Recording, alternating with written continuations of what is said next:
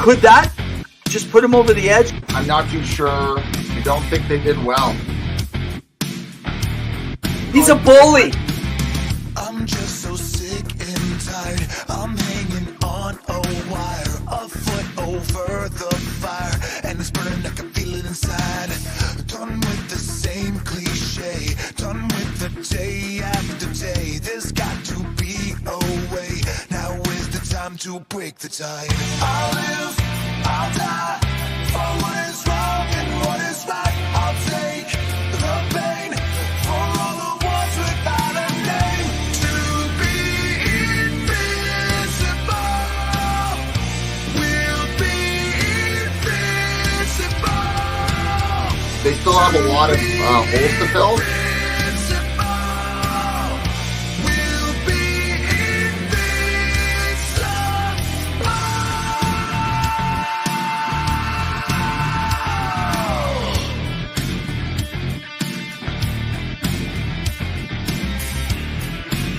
Every He time didn't get fired. He didn't get fired. No, he didn't get fired. He never got his contract renewed. Welcome, everyone, to Two Guys in Hockey Talk, Season 5, Episode 24. My name is Pawel the Cat, and I've got my beautiful co-host.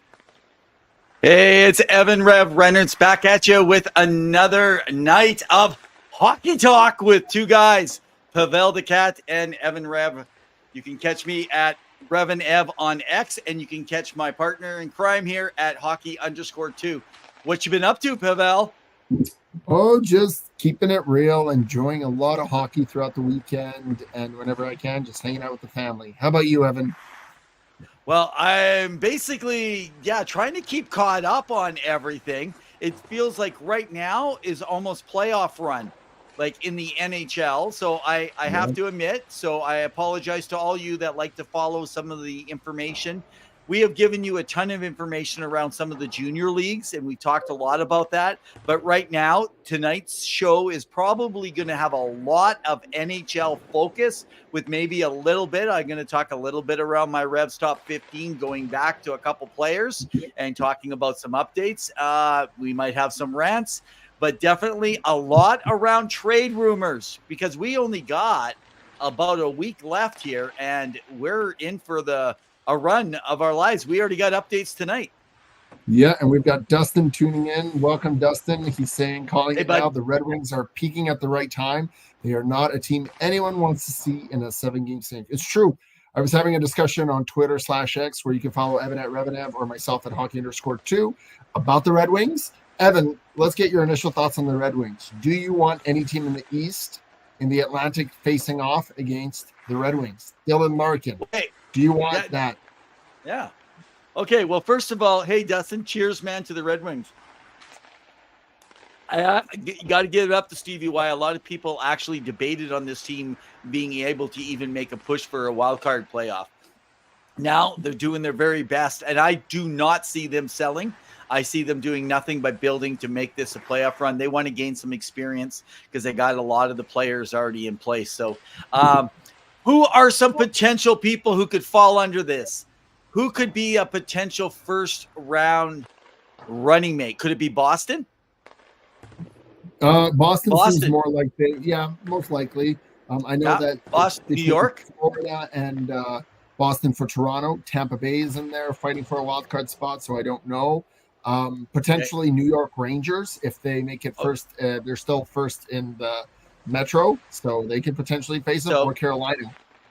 So depending on where things are going to fall, so I'm going to guess. My guess is Boston, or because they're probably going to be an 8th if they get into the playoffs. That's my call. If they get in, so they're looking at Boston or the Rangers. I think they are perfect for the Rangers. Actually, they would be the arch enemy of the Rangers, because I think that they could do a lot. But if not, I don't see them being able to go far with Boston. Boston plays a game. I don't think that their offense is going to be able to break through. I know Boston has been struggling. And by the way, I'd like to apologize tonight. We had planned from the Black and Gold podcast, Mark Allred of the Boston Bruins. He was going to be here tonight. We mixed up on our schedules. I didn't give him a reminder, and he double booked, so he had something else going on. We're going to plan him on another show. So, guys that like Kyle Edwards, if you catch us late, hey, man, sorry we don't got your Boston boy on tonight, but we will get your Boston boy on at some time. But, yeah, I think Boston's all wrong. But you got to think, hey, if Detroit makes it, you're talking about original 6 first-round playoff, probably if it's the Rangers or Boston. 100%. And Daniel says, yo, Maurice is saying, evening, guys. And Dustin is responding that he believes the Red Wings are the 6th seed right now and only 3 points out of the 5th card. And Zylstra is indicating that the Wings could beat the Bruins twice. I think the problem is that the Wings are deeper down the middle. The one thing that Boston has an edge over is goaltending, I would say. But let's be honest, Evan, Alex Lyon now is saving another team and trying to help them get into the playoffs like he did last year for the Florida Panthers, if you recall. But is he strong enough to compete? Because we remember that series last year where Bobrovsky was brought in and he took him all the way to the final and he really played well. So it'd be interesting to see. Florida is going to be a very tough out, one of the harder teams to beat. And I could see them going far again in the playoffs because they play that kind of nitty-gritty physical game. Now, I do want to get your thoughts because this did happen. Go ahead. Before we do that, can I come back to Red Wings? I do want to mention something. So there is some talk that's gone around. They have inquired about Jake Getzel as well. Now, the problem is they're not going to be able to sign him likely because he's going to want a 7 or an 8-year contract, depending if it's if they trade for him and they can keep him, it'd be a 7 or 8 year. I'm going to assume an 8-year contract, and Getzel's going to be getting a good dime. So the chances are lower, but I wouldn't doubt Stevie Y being able to bring in someone like Jake Getzel. Okay, go for it. And it's interesting because he's injured right now, so you wonder with the trade deadline looming by next Friday, and we'll try to keep as many updates as we can. You can check out our website at twoguysinhockeytalk.com. Go check it out. We've got all the latest articles and everything. We are on YouTube, on Facebook, on Twitter/X. Give us a follow there. We appreciate it. Thank you for spending the evening with us. We always enjoy having you guys here sharing things. But Getzel needs to get healthy. And the Penguins, I wanted to talk to you about that because for some reason they are struggling, Evan, and I don't know if they're going to make the playoffs. And I know that you love the Penguins, but your thoughts on what's been happening with that team and the power play being so bad as it is. And hey, Kyle, great to hear from you. Hey, Kyle, we just mentioned earlier, Mark Allred is not going to be with us. So if, Kyle, you're joining in from the Black and Gold podcast, unfortunately, we got our wires crossed on the scheduling time. So you'll have to check out your Boston info a little bit later. And we touched base a little bit on them in a series, possibly against the Red Wings in the first round. So what was the question? No. Penguins. I'm just joking. We are. This is really sad for Crosby because he's super ultra competitive. But this is what I think the problem is. Dubas has not supported them. You got Carlson, you got Letang, you got Tristan Jarry, you got Malkin, you've had Getzel, and you have Crosby, who's still supernova. He's still a superstar. And you got nothing else really. You got a couple complimentary, maybe fourth line guys. You brought in Riley Smith, Stanley Cup champion from last year. You brought in Ryan Graves. Riley. Yeah, you're dealing with Riley. You have Ryan Russ there, top guy. Yeah. Do you think a coaching change could happen?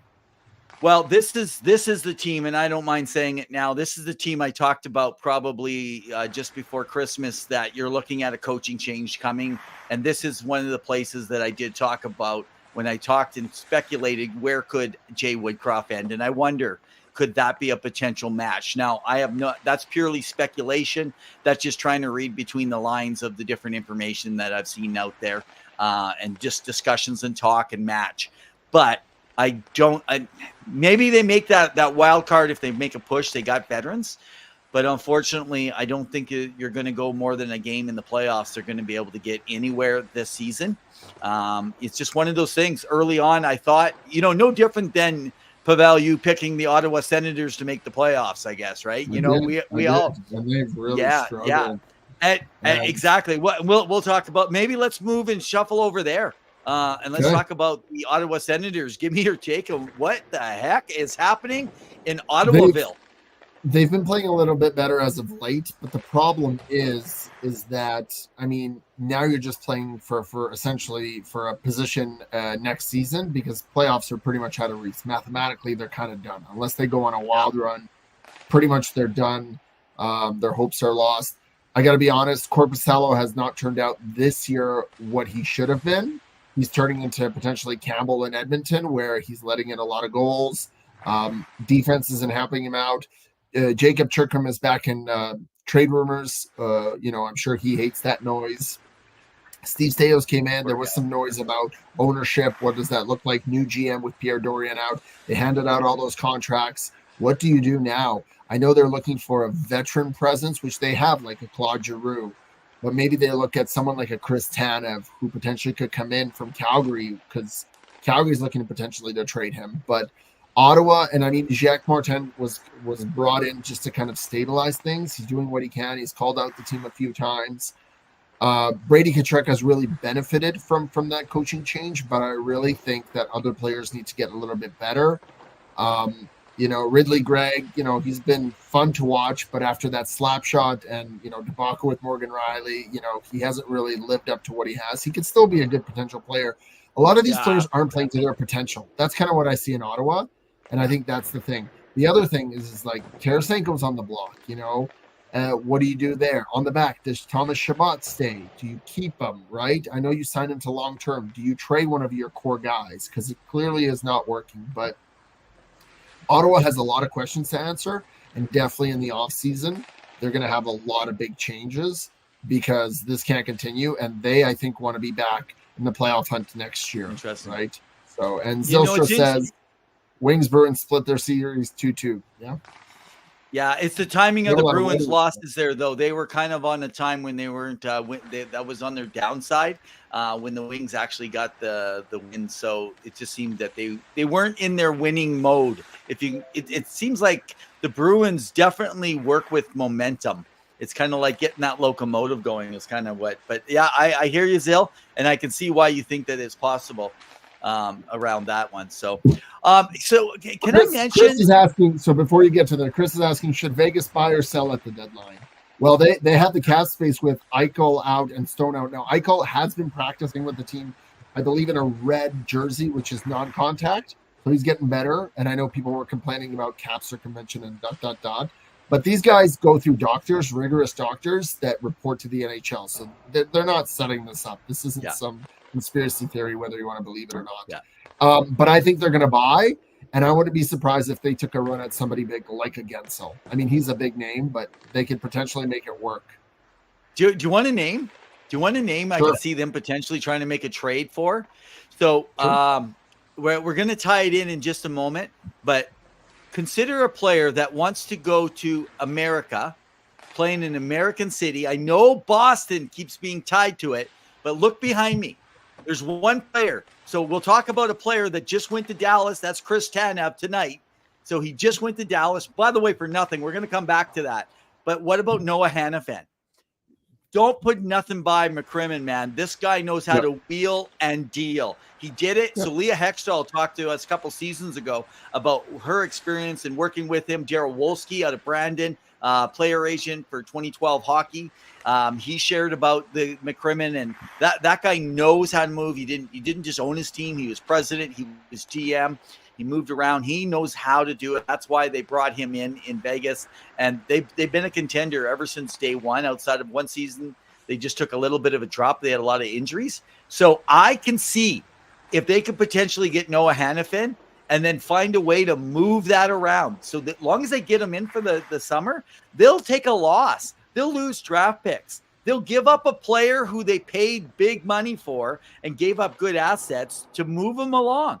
They don't have a problem doing it. Players still go there knowing that. And I'll tell you why. They're not worried about being moved. If you're worried about comfort, you're not heading to Vegas. You're going to Vegas because you want to be on a winning team. And I'm telling you, Vegas will do everything they can. So don't count Noah Hannafin out from going to Vegas and or another big player, even someone like Jake Getzel. Consider they could take a playoff run with him. They're going to have the cap space between Eichel and Stone's money. It's going to work, and they don't have to worry about the playoff. Before that. Eichel will be back before that. It's Stone. Now, Zilcher says about your Calgary comment. But hang on. Let me correct that, though. He'll be back, but they have cap relief from the time off, though, being on LTIR. So you still have a cap space that you're able to use of Eichel's from part of the season. No, you don't. How does that work? I thought it was as soon as a player is back, he goes back on the cap. You don't have LTIR if he's back playing. You get, that's why when a player gets sent down and they're on when they get sent down and when they go on LTR, when you put them on LTIR and they're on long-term injured, you accumulate a certain percentage, but it can only be used in a certain way at a certain time. So that's something actually we can get into that maybe more specifically. Let's pull up the rules. Yeah, let's do that. Is only getting what they kind of want for one D-man, the other they won't get traded or accept that way. And she's saying she's sitting half an hour south of Trinity American. So hope you're having a safe journey there, Zelstra. All right, get into this. So I want to know what is this cap thing that, like, I thought it was if you have LTIR until the postseason, and then as soon as the postseason, it doesn't apply. But if a person is out, you have that, but as soon as he comes back, he is an active roster player because you make him an active roster player. So that money that he's bringing in, that 11 million, he's coming into play.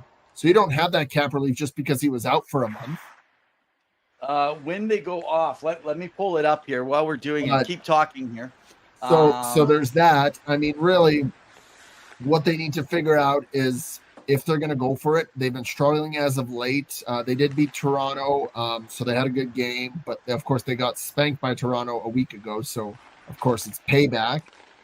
Vegas is an interesting one because no one's really talking about them repeating. But you can do something if you put it in. And Zilstra says you only have so much room on LTIR. It's true. Yeah, there is a limit for how much you can put on there, right? Because it's also how many players are on your roster, on your payroll. So that's coming in, as well as this is insurance money because you're playing it out. So that's why it makes no sense to me that if he's off for a month, you have that, you have that month of money. But as soon as he's ready to come back and it's before the playoffs, you got to bring it back on the roster. When a player is on an LTIR, they can exceed the salary cap while they're on, despite the common misconception. You're right. It does not remove a cap hit from a team's overall cap hit. It just potentially allows the team to exceed. So what they can do is they can move players. So when you pull someone up, you move them down. So if they are able to get Getzel, hypothetically, so there's 2 points to this, right? Knowing you get Getzel, you can exceed the salary cap because he is not expected even for another 4 weeks after the trade deadline. So depending what his hit is going to be for the last. Make sure. Yes, but at that point, depending, because they already got Mark Stone off, they have not replaced Mark Stone, and Mark Stone is likely not coming back till playoff time.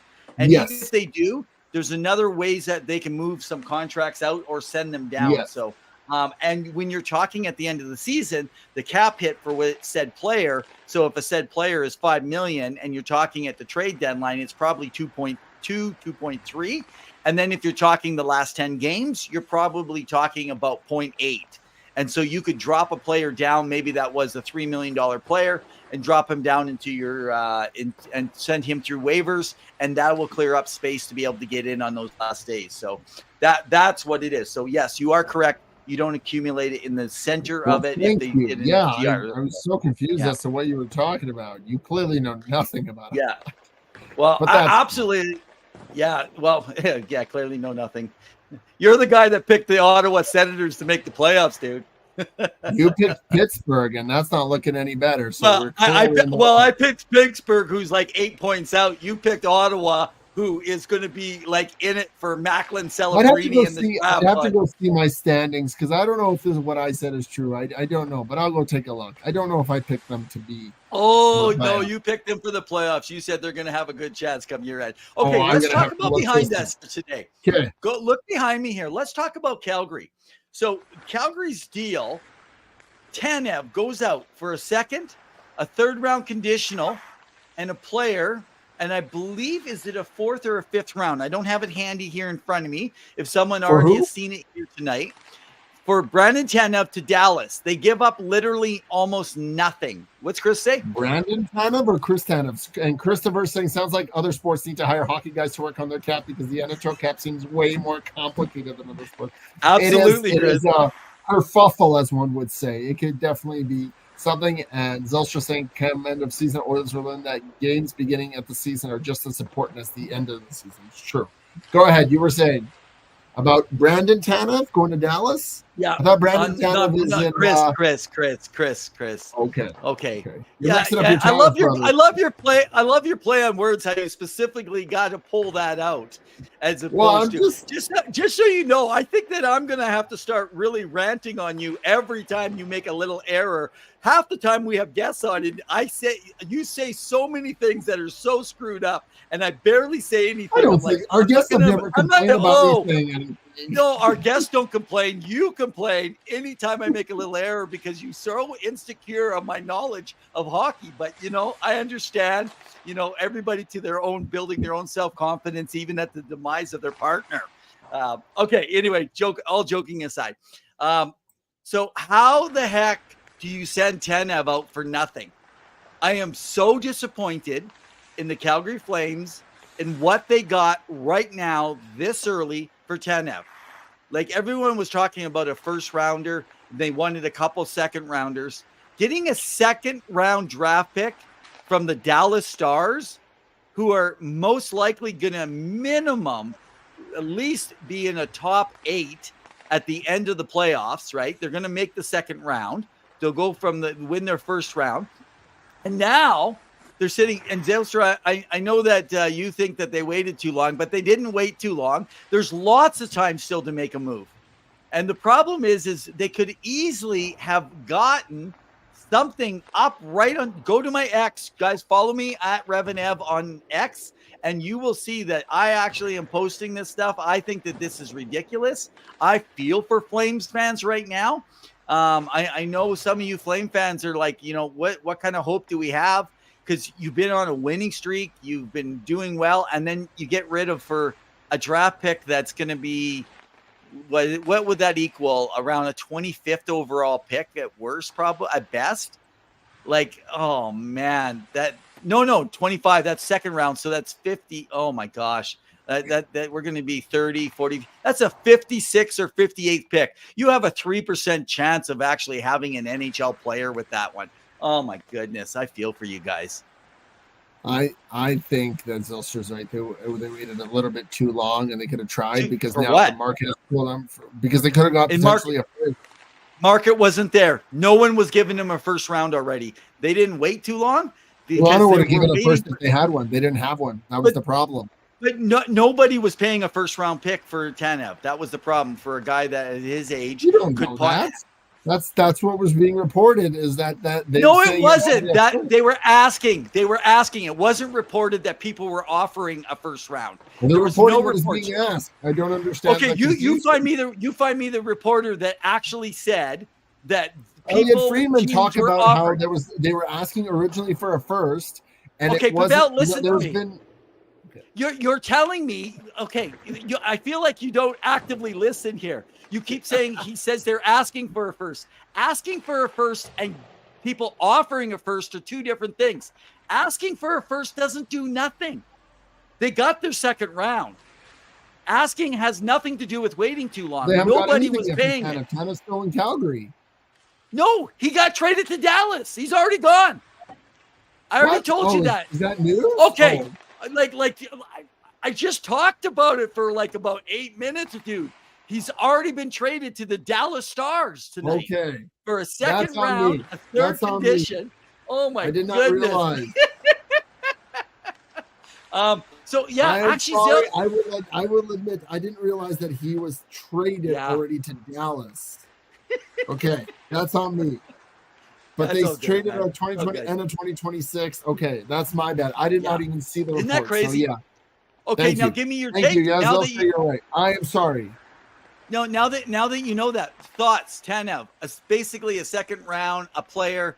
and a conditional third is what I see. Okay. There might be one other. That's on me. Nothing better. I didn't realize that he was traded. My feed. Okay, didn't but give us your update. take. So, Now that you know, would you have traded him for that with Dallas? well, they got another player in it, and they got a conditional 2026, so there is a little bit more to it. I mean, he's a grinder. I just don't know how much miles are left on that body because he really plays a hard game, and he's injured a lot. That's my only fear. However, Okay. I'm surprised Toronto didn't pay that because I think probably Toronto wanted to pay a second, but the challenge is probably Calgary wanted one of their younger core pieces like a Fraser Minton, right? Like he would have been a part, or maybe a Nick Robertson, to be thrown into the deal. So Right. I don't know if that would have been something to include, but They gave up nothing. They gave up. I still think they were waiting for a first. It didn't happen. I understand what you were saying, but I think they took now whatever best deal offer was given left after teams kind of got scared or spooked. And he is technically at the end of the year a UFA, so really we're going to want to resign him. So I don't know what that's going to look like. I do want to bring this in. I know you talked about injury, but I want to just bring this note. Last year he played 65 games. He had a part of a season injury, so he had only missed about 20 games last year. Okay, because a lot of people are actually talking about that and talking about how many games. And then the year before, he played 82 games. The year before, he missed about 20 games. So was that still in Vancouver, or was that in Vancouver? Because I know when he played in Vancouver, he was injured quite often, and then he had one good season before being moved. So in Calgary, he's got 56 games the first year because he was coming off an injury at the end of the year there. And then he had a full season. Then he had 65, and he's already at 56 games this year. So the guy's doing fine. He was injured in that series going into the Edmonton series in the playoffs there the other time. But essentially, he's got in his playoff years, he's still already got 17. He's got about 30 games already in playoffs. So Dallas, great pickup. These guys, I'm looking for a depth now. I'm looking for a depth forward for them to actually get maybe a fourth line guy that's going to. They're going all in. They're going all in into playing, and they're going to try to potentially, go for the Stanley Cup. And they were my pick originally for the Stanley Cup final and winners this year. That's how good they are, right? And Tanev went to Calgary as UFA. Yeah, like he finished off his time with Vancouver, and then he headed over to Calgary. We'll see what happens. That's good bolster for Dallas. They're definitely going in. The Central is very, very. It's going to be very tight. It's going to be interesting because you've got Winnipeg up there. You've got Colorado, who Nathan McKinnon is filing on all cylinders. We'll see what happens there. Steve, you have a Sports Empire question. What do you got? Ask us away. You were here last week and we didn't hear you. Do I sound ill? I'm a little under the weather. Yes, Zilstra, I am. I am a little sick. Sorry to hear that, man. It's all good. Yeah. That makes sense. Why you just didn't hear what I was saying about the deal. So let's talk about. Normally, you're sitting there telling me about the latest trade. What was it, like 3 weeks ago? The Lindholm. Yeah. So let's talk about the Vancouver Canucks, because there's been a lot of rumblings about Elias Pettersson and about him not wanting to stay in Vancouver. Now, apparently, there's been talks with the team. Patrick Allvin, Jim Rutherford coming to the table with his agent saying, hey, we want to offer you tentatively $12 million by 8-year deal. So $96 million. Pretty big coin, right? Yeah. It sounds like Pettersson's not even coming to the table. Your thoughts, because there's now rumblings that he may not even stay in Vancouver. And do you trade an asset like that who is an elite center? And are you looking at Boston potentially being aggressive here? Wow. I don't know what Boston's going to give up to be able to even get him. They have got rid of so much over the years. So I don't think Boston has a lick of a chance just based on what they have in the storage. Yes, I can see it. Can I tell you why? Because I have a sneaky suspicion. Let's connect the dots. We have, who is the president over there and who is the GM? President of hockey operations is Jim Rutherford, and the GM is Patrick Allvin. And where did they come from? Which organization? Pittsburgh Penguins. But I think Alvin was also in the Detroit organization. Yeah, well, he was with Pittsburgh as their assistant GM for a long time. Rutherford brought him through. So he is a Pittsburgh guy, true and true. Who is going to be a UFA at the end of the season? I don't know. Jake Getzel. Okay. So look at Getzel. I just have this sneaky suspicion. He's got something in his back pocket. They're putting an offer out, and if not, you know how much they can bring in a haul for Pettersson. It's not what they ideally want to do, but if Pettersson plays hardball, they probably are going to look at their team and say, look what we're doing, even like outside the players on that team, what they're building, like them or hate them. Rutherford and Alvin, they are doing a fabulous job there. People doubted them. I doubted what I saw was going on. I couldn't understand. But these guys, they're moving stuff around. And Rutherford, I think, has really taught Patrick well on how to move stuff. He's done it. He did it with the Hurricanes in Carolina. He did it with Pittsburgh. Now, of course, he left Pittsburgh with nothing eventually, and then he headed over. But yeah, so true and true. It's been an interesting run. So I think that Getzel is in their back pocket. That's one of the things. And I wonder if they'd even make a push for him for this playoff. If there's a way they could give up something. And if they think they're competitive enough, they can go for it. However, the one caveat with Pettersson is to look at the fact that they did bring Lindholm in, who is a center. And they've got JT Miller signed up, who's playing some of the best hockey of his career. Now, I know he'll be 36, 37 when that big contract ends. But it's one of the reasons they signed him. And you saw that Bo Horvat wanted to kind of go out and wanted to get paid what he got paid on the island by Lou Lamoriello. So I look at it as they have Lindholm as a backup, potentially bring in a third line center if you need to, and then you have your down the middle punch. However, if they do end up signing Pettersson, he would be a great addition to that team, and I think he would really make an impact. And I'm wondering if behind the scenes, the Sedin brothers are having close conversations maybe with him. And I know they say they don't like to get involved, but they are advisors, and they're Swedish. Elias is Swedish. That connection, trust me, it doesn't take a lot to see the stretch of connections there. But we'll see what happens. Okay. We'll definitely be reporting on it. Right now, I'm saying it's 70-30. 70 he's staying, 30 that he's leaving. Because he did talk at the beginning of the season that he doesn't want to talk contract extension. Most players don't. However, and maybe it's a language barrier, you have not heard Elias Pettersson talk in depth about wanting to be a Vancouver Canucks for life. You haven't really had that conversation where you heard it with Nylander. I want to stay. I want to stay, Plus, fun thing, Evan, they already have an Elias Pettersson in their farm team for the Abbotsford Canucks. So really, you're just replacing one for the other for a cheaper version. They only wish, with that. So, all right. Why don't we take a note over from the book? So we talked about Vancouver a little bit and what's going on over there. Let's move over. We talked a little bit earlier about maybe the Detroit Red Wings could face the New York Rangers in the playoffs. Why don't we talk about the New York Rangers? Of what potentially could be going on. And by the way, just for everyone's note, if you're listening tonight, on April 3rd, we have a former New York Ranger who's played almost, or I believe, a little over 600 plus games for the New York Rangers and the Toronto Maple Leafs. He was a tough guy, played on the blue line. His name is Christopoulos. So Christopoulos is going to be on our show. Chris Christopoulos, he will be on the show on April 3rd. Now, unfortunately, Pawel's going to be coming in for a quick 10-15 minute take because he's going to be in Arizona checking out live the NHL game with the Arizona Coyotes and giving us some updates during that time. So, but let's go to the Rangers, the New York Rangers, and talk about what are some possibilities or different scenarios you could see them pushing this trade deadline.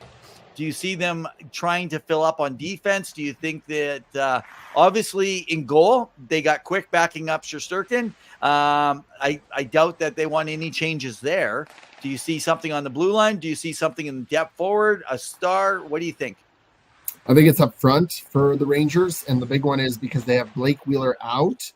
indefinitely. I think he's done after that awkward injury that he had. A few weeks back? They're missing Philip Hedel. I don't know if he'll be back. I think he had surgery, so we'll see what happens there. I think they want to bolster up their front because you have good net front presence, both Shesterkin and Quick, who has turned time around and really been an elite backup goalie and really stolen some games for them. But Shesterkin is back to his regular numbers. Like he's really solid. Your back end is pretty set. You've got Jacob Trouba who can throw a big hit. You've got Adam Fox, reigning Norris winner, who can really make an impact. You have Ryan Lilgren, who I believe is probably one of the most underrated defensive defensemen in the league. People don't really give him enough credit. The man, he plays like a Tanev-like style game. He will get bruised and battered, and he will stay on the ice with like one leg and play it out. And I really think up front is where they need a bit more help. Now, granted, right now my heart candidate for that team is Panarin. He's really turned the clock around, and I think ever since he shaved his head in the offseason, he's gotten rid of the voodoo, as he said, and so he's really making an impact. You've got Vincent Trocheck down the middle, who's been helping. Zibanejad has been solid and elite. I really think they still need to bolster up the wing. And again, I know Gensel's the name, but maybe they go after Gensel if they can, or they look for someone else potentially, right? And it doesn't look like they'll face off with the New Jersey Devils. So whoever they face off with, they're going to need depth scoring. And I think that's where they got to look. So that's how I see it. But your thoughts on the Rangers? Yeah, it makes sense on the forward. If you think last year when they went out and got Tarasenko and Patrick Kane, right? They really wanted to do something. They didn't get guys that had solid for Detroit, by the way. But yes. Yes. Yeah. He's more than a point a game. So all those naysayers, it takes a while to come back from surgery like he actually had got. So people need to recognize that. Let's turn to a little bit in the Northwest now, the Northwest Pacific in the United States, up to the Seattle Kraken. What do you think is going to happen here? Are these guys going to be fighting for a playoff spot?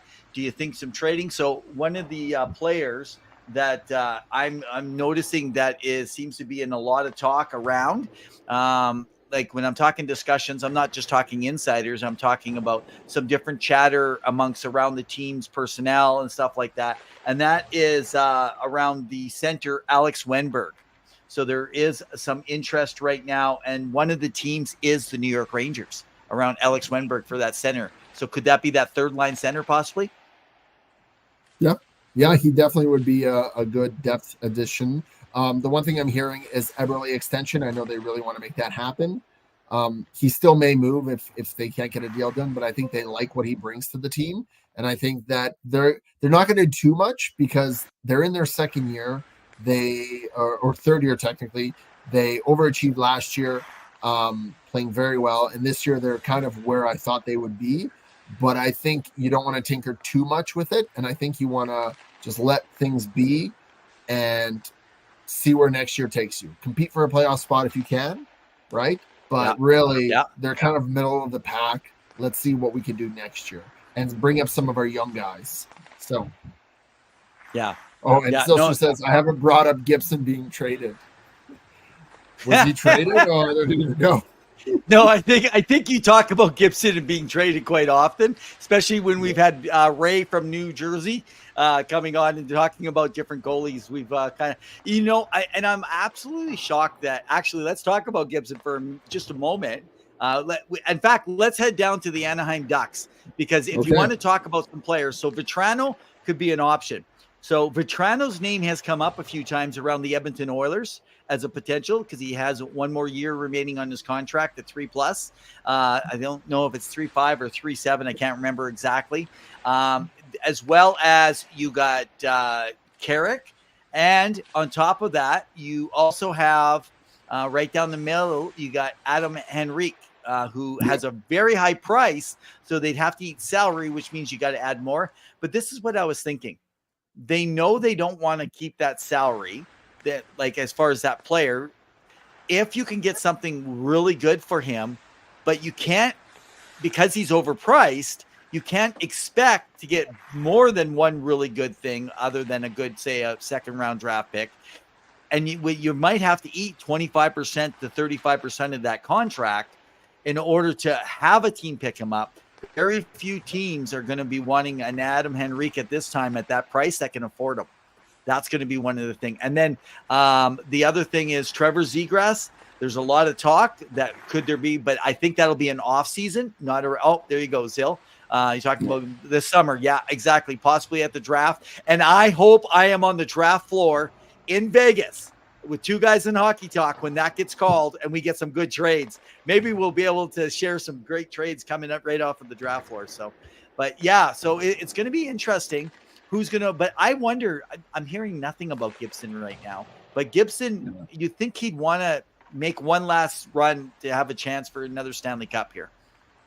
He's still got quite a few more years left on that contract. So I think it was 4 years when we looked it up last. Like it's still a lot. So they would have to. Well, they're going to have to eat. Yeah, probably $2 million.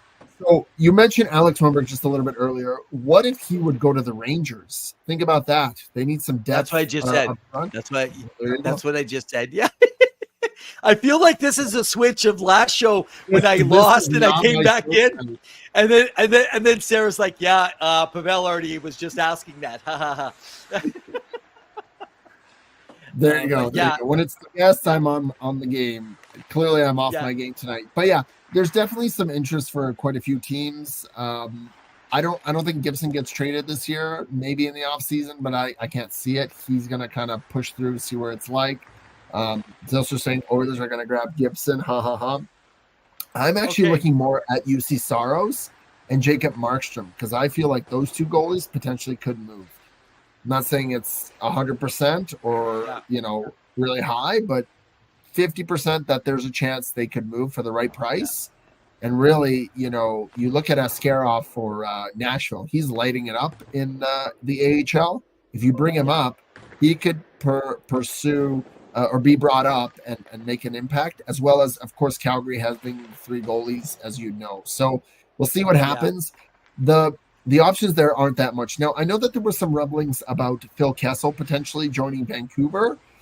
We talked about that. He skated with the Abbotsford Canucks, would come up and, give him a chance to play, be that extra body. He did come off a Stanley Cup win again. He can play. He's really benefited under Tocchet. He played with him in Pittsburgh. We'll see what happens. Zilster's talking about you think Carolina will grab their Lakins. Carolina needs scoring in the playoffs. Kochetkov has been solid.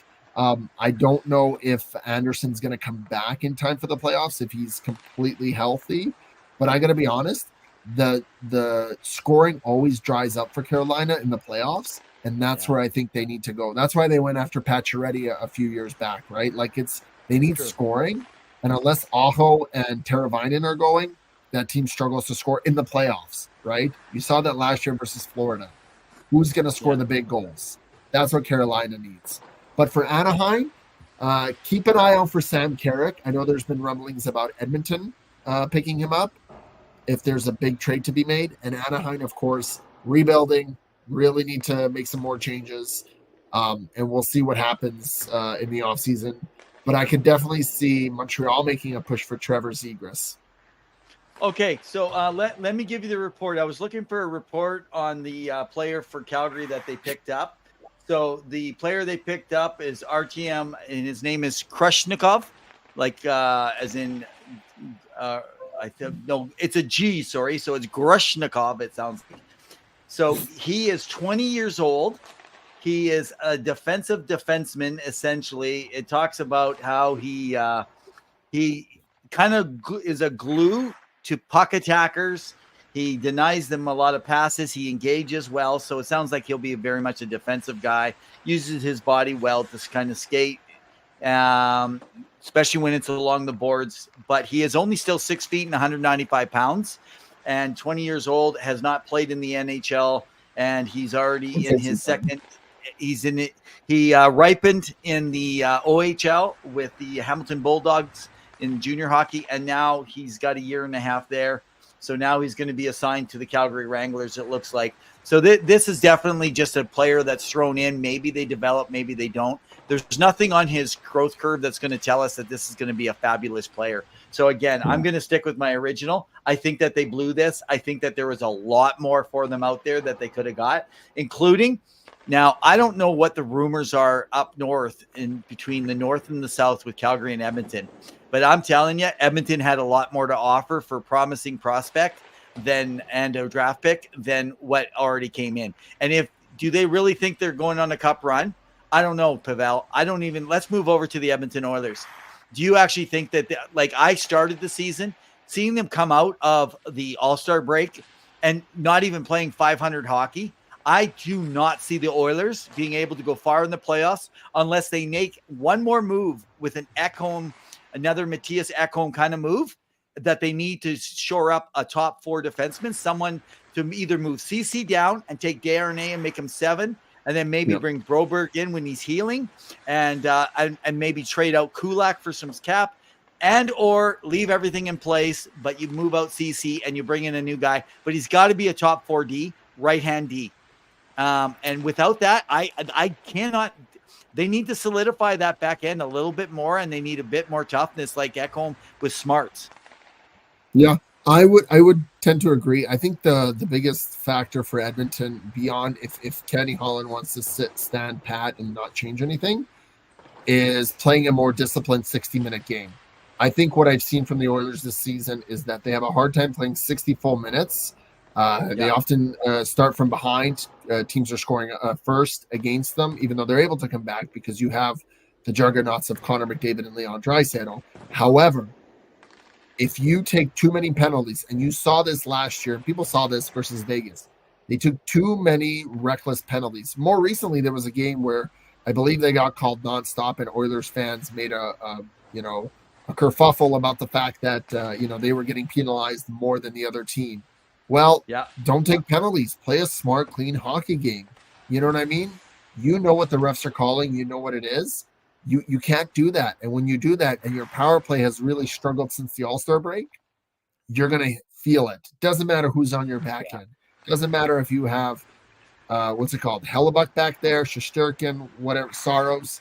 You're going to struggle. So really, if they play a more clean 60-minute game, they can make a deep impact with both Connor McDavid and Leon Draisaitl being healthy. That being said, they should bolster their back end because I think D's strong defensemen win playoff series. Yeah. And if you have that, don't worry about the scoring. So right now you think that they need to do what they can to not just have a guy to replace the bottom line, but someone in the top 4 right D. Face off, they've been solid. Of course, you can always, bolster that end, the bottom 6, but really, you need to play a disciplined 60-minute game. That's what I see it as. And if you can't do that, then you're going to lose in the first, second, third round.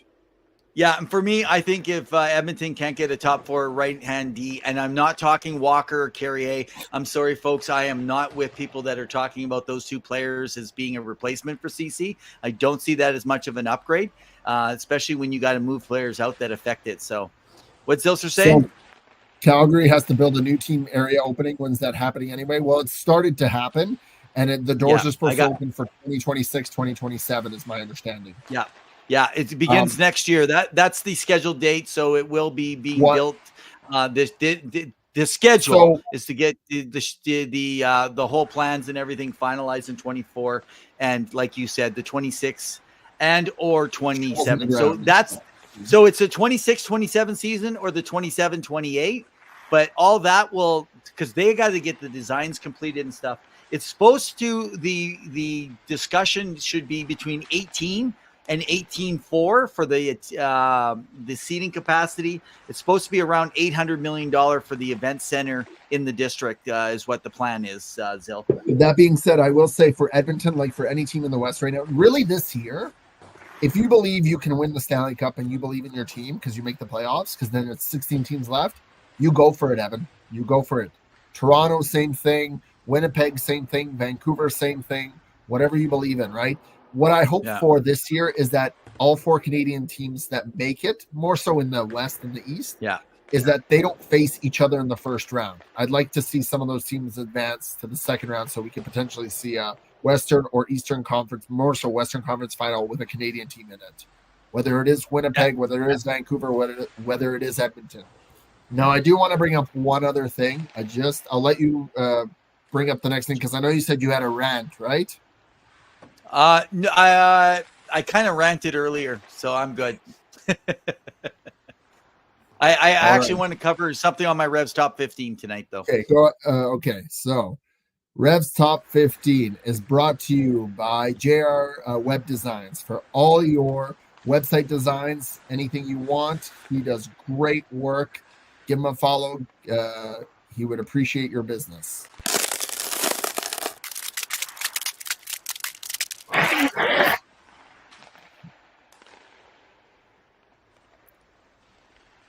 So I just want to touch base on my Revs Top 15. I am astounded at how fast people change on what they put their rankings at. For example, I put in Cole Iserman as my number 2 at the beginning of the season. And a lot of people had him, even talking about number 1.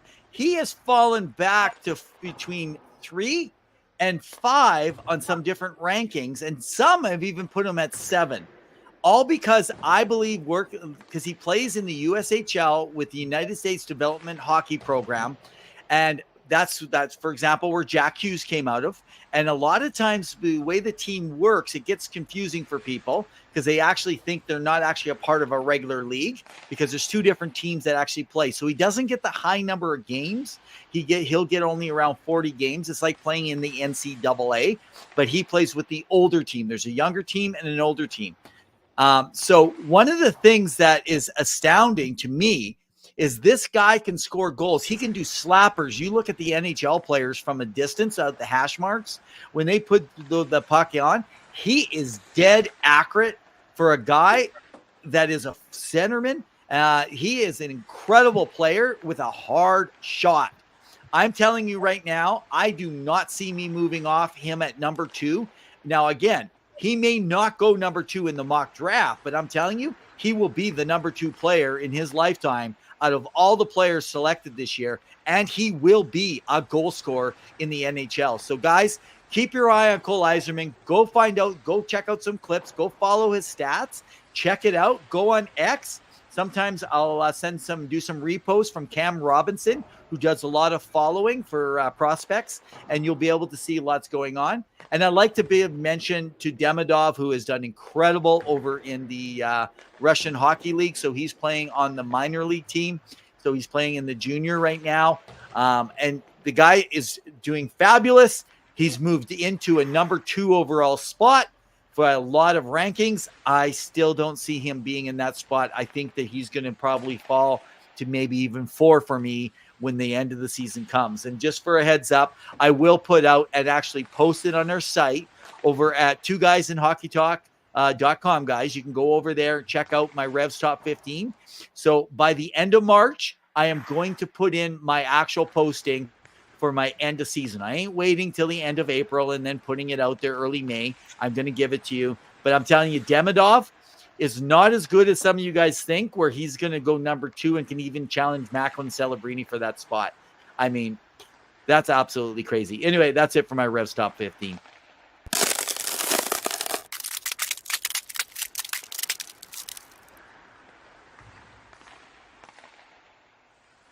All right, thank you for that. So I wanted to follow up and connect 3 teams together quickly in a way, and I'll get your thoughts on it. It's nothing like, it's not a spoof or like a gotcha question. I just wanted to bring some stuff up. So first off, let's look at the Washington Capitals. They're kind of middle of the pack as well, fighting for a playoff spot. Consider someone like a Nick Dowd, who's a 3rd-line center, is at a reasonable contract, I believe, under $3 million, could potentially play. Look for him potentially to be moved, as well as you're talking about a defenseman that Edmonton could use amongst a few other teams. Look no other than Joel Edmondson. He's got a bigger contract, played in Montreal, really big, tough, physical guy, right-handed D. He could potentially be on the trade block. Keep an eye out for him. Don't know what's going to happen there with Washington because they're kind of tinkering with a playoff spot, but we'll see what happens. They have a big road trip coming up. Will they, won't they?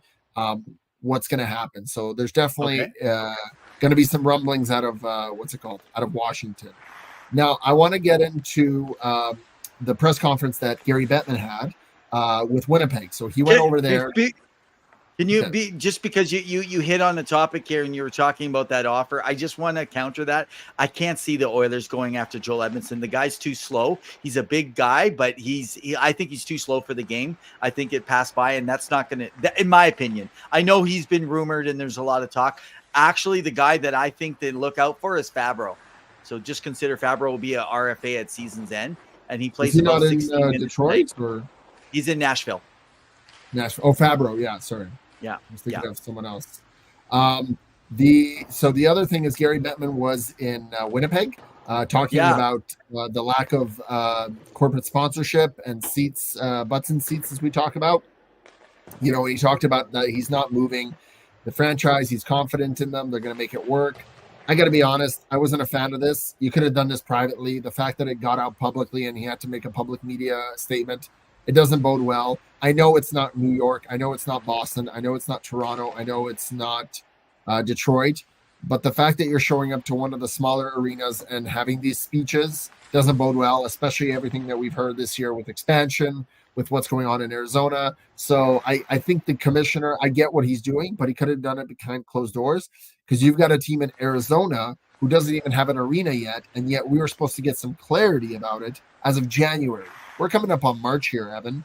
I don't know what's going on. Now, I don't want to beat a dead horse already, because we know what that's going on. But let's talk about the fact that beyond last night, where Arizona finally beat the Montreal Canadiens, they were on a 12-game losing streak. What's happening? They were middle of the pack as well, playing well. You know, Andre Tourney was getting them to be the best version of themselves. You know, they were clicking. What happens with Arizona? Do they sell some of their players? Do you see a Nick Bukestad potentially being moved again and then returning? You know, a Jason Zucker potentially. There's a few players there that potentially could move. Lawson Krause, he's a big, heavy forward, can play top 9 minutes, physical guy. You know, he'll bang in a goal here and there. What does that look like? Alex Kerfoot, who played for Toronto for a very long time, could be a very serviceable third-line center. Easy contract money, right? Think about that. Any thoughts on Arizona and Winnipeg? So right now with Arizona, I think they're selling off all their unrestricted free agents. That's what I think is going to happen. Anyone who's a UFA, I was just going to quickly go on and see if I could actually find something so we could actually take a quick look. I'm just going to go to Cap Friendly right now to kind of be able to see as we're talking here, guys. One sneaky player that I was told about by an insider is keep an eye out for Sean Dursey, a cheap right-handed defenseman who came over from LA, and he can make a big impact. He's playing top line minutes on the power play. Keep an eye on to see if he gets traded. Hey Key, it's great to see you.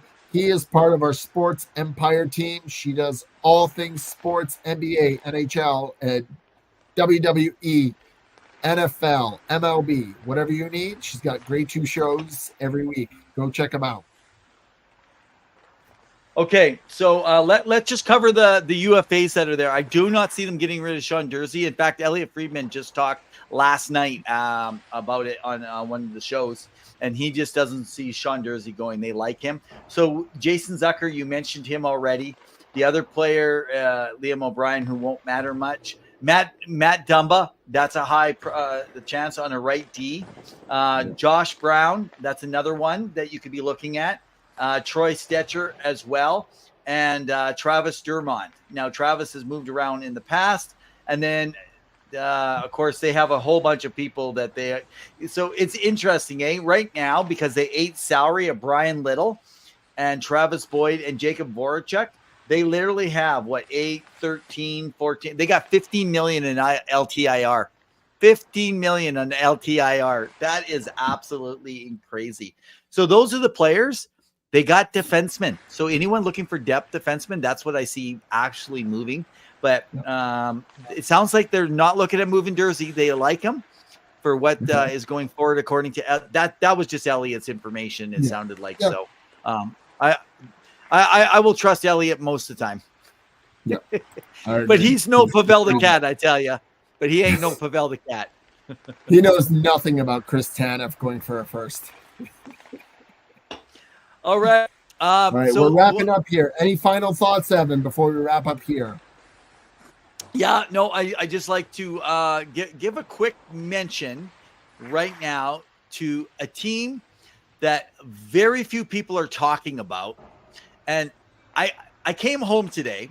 As I got home and I was getting set up for our podcast here tonight, I had this thought in my head. I thought Kucherov is having the best season of his life. This guy is 40 points above the next person. So it tells you that you just kind of got a superstar, like maybe McDavid, how he goes supernova ahead of everyone else. But could they be a dark horse? Tampa Bay Lightning for the playoffs. It's like they've gone quiet to everybody. They still have Hedman. They still have Vasilevsky. They have they have man, one of their defensemen out. Their young guy, Sergachev. Sergachev. Yeah, he's injured after that awkward knee injury. Yeah, absolutely with it, right? So, it makes me wonder, and this is just my final thought. It makes me wonder: is it possible that they could be a dark horse in the playoffs? No one's taking them serious enough, and they should be. So I would say look out for them in the playoff run. If they make the playoffs, and it is looking like they're hanging in there, I think that there is a very good chance they can get around the first round. What if they play the Toronto Maple Leafs? They won't, but what if they did? I mean, that would be another ring-a-ding-dong dandy. Yeah. The Atlantic has always been stacked. They have a lot of good teams there, and so whoever comes out of it, fans lose because you've got Boston, you've got Florida, you've got Tampa, you've got Toronto, and now you've got the Detroit Red Wings meddling. So there's definitely some competition there, and we'll see what happens. Last thoughts? I think it's been a ring-a-ding-dandy show, as you like to say, but no, it's been an exciting week of hockey. I know we got the trade deadline next week. We've got a lot more shows coming up for you every Wednesday night at 7 p.m. Mountain Standard Time. We are here. We appreciate you tuning in and taking the evening to hang out with us. We are on Facebook. We are on YouTube. Give us a follow. Give us a like. We appreciate it. We always love hearing from you guys, good or bad. We love hearing all your insights. We love having conversations off air with you. It's always been fun. I love it when Evan tells me I'm wrong because it makes me want to be better, but I know I'll probably be out after the first round, right? And thank you, Zostra. We'll get better. I think it's just a little bit of a stuffed nose. And Boston will also apparently, according to her, be out in the first round. I'm looking forward, actually, in less than 2 months to doing playoff predictions. I remember doing them in our first season and how fun it was printing it out and having everything kind of picked out where we were going to go. We hope to bring you back that and have some more of you engage and tell us what your predictions are for the playoffs, because it's going to be fun. And of course, what's going to be happening in the off season. So, guys, if you have any questions, anything specific you want us to talk about, topics, make sure you email us at twoguyshockeytalk@gmail.com. Send it to us. We'll be sure to look at putting it on the show. We always like anybody in the chat box. Thanks so much for all the chat and the chatter and coming along. Make sure that you drive safe out there, Zill, while you're traveling through and maybe listening on the radio to the Tri-City Americans. Who knows? By the way, it wasn't Trinity Americans. I'm sure that was a misspelling error or that was a joke. I didn't know what you meant. Probably it's the silly texting thing. But that's the Tri-City Americans that she's referring to, I believe. Unless I'm totally wrong and it's a new team in a new city. I don't know. Never know, man. So anyway, Pawel, it's been a great one. Thanks so much. Been good hanging out for one more week. Yes. Thank you, everyone. We love hearing from you. All the best. You guys have yourself a great night. And as always, Evan, in the meantime and in between time, keep your sticks on the ice. Stay safe.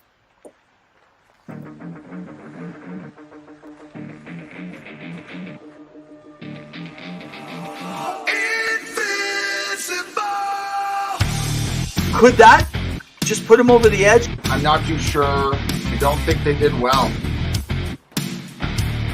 He's a bully. I'm just so sick and tired. I'm hanging on a wire, a foot over the fire, and it's burning. I can feel it inside. Done with the same cliche, done with the day after day. There's got to be a way. Now is the time to break the tide.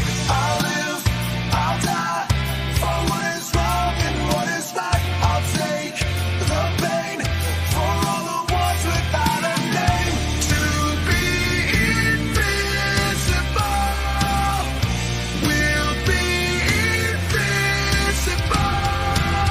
They still have a lot of holes to fill.